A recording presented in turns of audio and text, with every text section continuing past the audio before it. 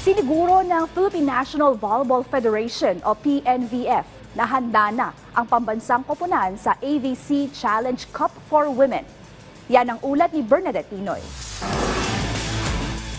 Handa ng Alas Pilipinas sa inaabangang AVC Challenge Cup for Women na magsisimula bukas sa Rizal Memorial Coliseum. Sa isang press conference, nagpahayag ng suporta sa pambansang koponan ang presidente ng Philippine National Volleyball Federation o PNVF na si Ramon Tatsuzara, kasama sina POC President Abraham Bambol Tolentino at PVL President Ricky Palou.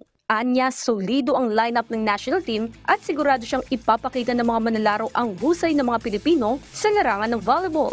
Number 1 ang volleyball ngayon, spectator sport sa Pilipinas, hindi na basketball. Sinabi ko yan few days ago kay Boss MVP. So sabi ko, it's a family entertaining sport ang volleyball. All ages, families, boyfriends, girlfriends, father and mother. So I think it's a sport that's really pang-family.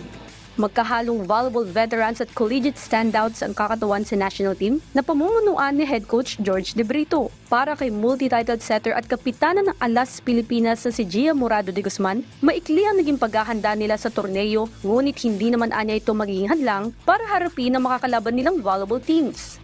We were very clear that we have very short preparation. So if there are any adjustments that need to be made, everyone has to speak up. So dito, we don't see seniors and young players. Everyone is on equal level.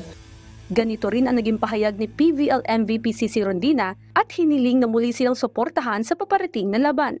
Siyempre, kung paano po kami maglaro and kung ano po yung napag-prepare po namin sa loob ng ilang araw, ipapakita po namin and siyempre, lalaban po kami para sa bansa natin. Sa Huwebes ang unang laro ng Alas Pilipinas kontra Australia, habang India naman ang mga kalaban nila sa Biyernes. Sunod naman ang Iran sa araw ng Sabado at Chinese Taipei sa darating na Linggo.